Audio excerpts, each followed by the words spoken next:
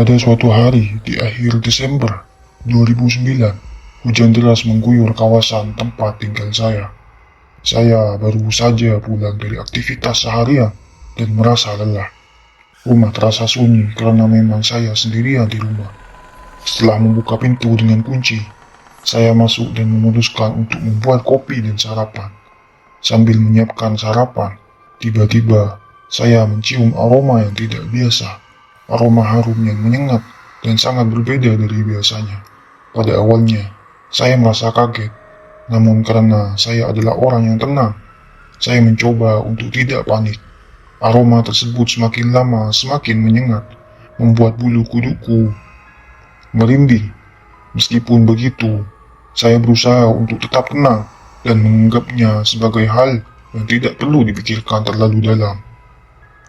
Sekitar jam 9.30 malam, aroma tersebut masih terasa kuat.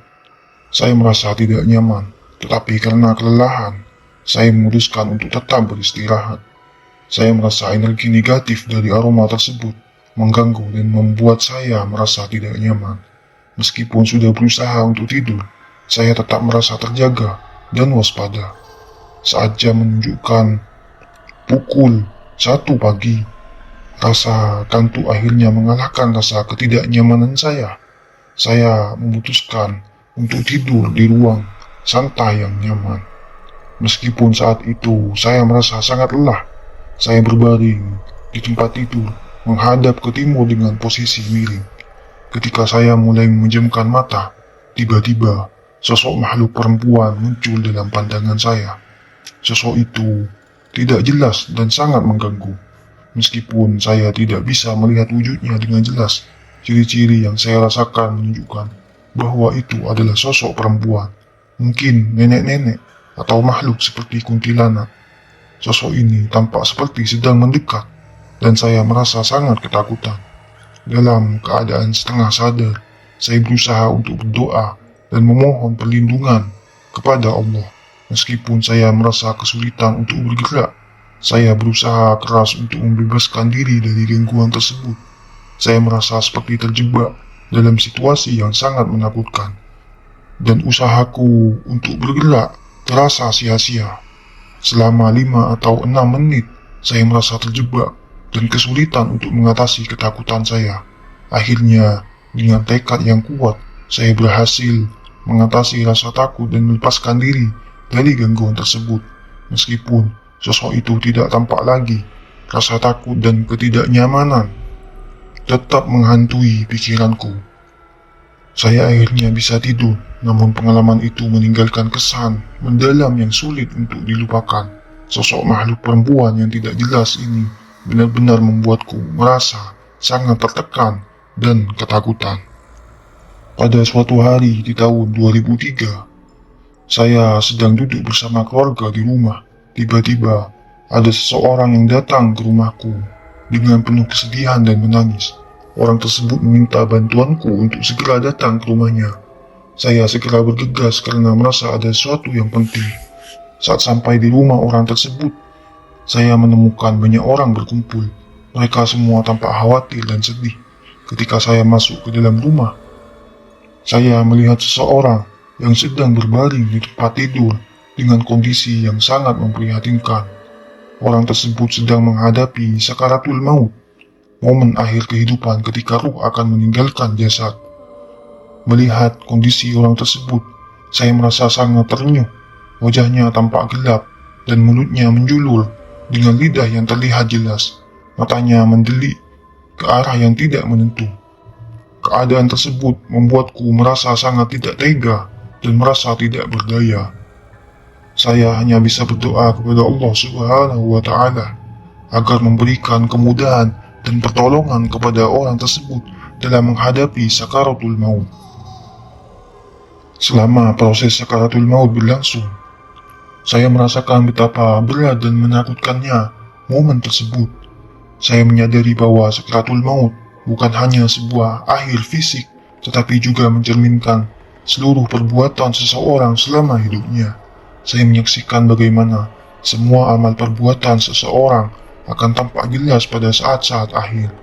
Saya meminta kepada keluarga orang yang sedang sakaratul maut untuk memberikan air, dan dengan air itu saya memohon kepada Allah agar orang tersebut dimudahkan. Kesedihanku semakin mendalam saat melihat keadaan orang itu yang semakin memprihatinkan. Kejadian ini berlangsung cukup lama, dari saat saya datang hingga ruh orang tersebut benar-benar meninggalkan jasadnya. Banyak orang berkumpul, tapi hanya sedikit yang benar-benar mengambil hikmah dari peristiwa tersebut. Saya merenung dan menyimpulkan bahwa sakaratul maut menunjukkan betapa pentingnya tidak hanya beribadah, tetapi juga bagaimana perbuatan sehari-hari kita di luar ibadah harus selaras dengan ajaran agama.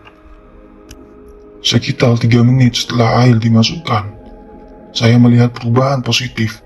Lidah orang tersebut mulai masuk kembali, matanya tidak melotot lagi, dan terlihat lebih tenang. Hal ini memberi harapan bahwa proses sakaratul maut menjadi lebih mudah. Setelah itu, bacaan surat Yasin dilakukan bersama oleh masyarakat. Bacaan tersebut diharapkan dapat mempermudah proses sakaratul maut dan mengurangi penderitaan. Surat Yasin dibaca dengan niat agar proses sakaratul maut dipercepat dan tidak terlalu lama. Pesan penting dari kisah ini menekankan bahwa mempersiapkan diri untuk menghadapi sakaratul maut memerlukan perhatian yang menyeluruh terhadap kehidupan kita sehari-hari, tidak hanya pada aspek ibadah maudhuh atau ibadah ritual, tapi juga pada perilaku dan sikap kita terhadap sesama. Berikut adalah poin-poin utama yang perlu diperhatikan. Yang pertama, ibadah maudhuh dan taqarrub kepada Allah. Ibadah maudhuh seperti sholat, puasa, dan zakat sangat penting sebagai bentuk pengabdian kepada Allah. Namun selain ibadah ritual, kita harus memastikan bahwa kita juga mendekatkan diri kepada Allah melalui perilaku dan sikap kita sehari-hari. Nomor 2, menjaga perilaku di luar ibadah maudhuh. Kita harus menjaga perilaku kita di luar ibadah maudhuh. Ini termasuk pengolahan pikiran, memastikan bahwa pemikiran kita lurus dan tidak dipenuhi dengan niat buruk atau negatif terhadap orang lain. Pendengaran dan penglihatan, menjaga apa yang kita dengar dan lihat, memastikan bahwa kita tidak terjebak dalam perbuatan atau tontonan yang dilarang oleh Allah.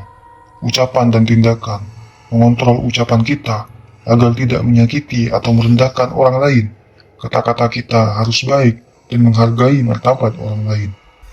Memperhatikan hati, hati kita harus dijaga dari hal-hal yang tidak diridai oleh Allah.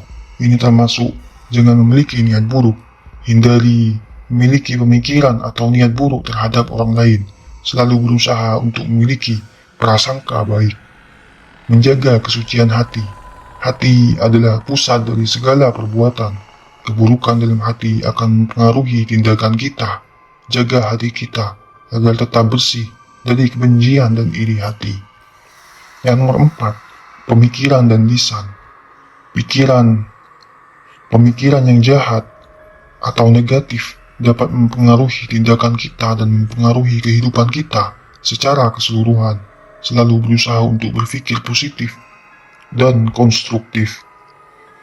Lisan adalah kata-kata yang keluar dari mulut kita harus dijaga. Hindari berbicara sembarangan atau melukai perasaan orang lain. Kata-kata harus disampaikan dengan cara yang baik dan menghargai orang lain. Poin 5, menghindari keburukan dari lisan. Lisan adalah alat yang sangat kuat dan bisa mendatangkan banyak keburukan jika tidak digunakan dengan bijak. Hindari berbicara yang bisa menyebabkan konflik, menyakiti, atau merendahkan orang lain. Poin 6, menjaga keseluruhan kehidupan. Memperhatikan keseluruhan aspek kehidupan kita baik-baik, yang terlihat maupun yang tidak terlihat, akan mempengaruhi bagaimana kita menghadapi sakaratul maut dan akhirat nanti. Pastikan bahwa setiap tindakan dan ucapan kita selaras dengan ajaran agama.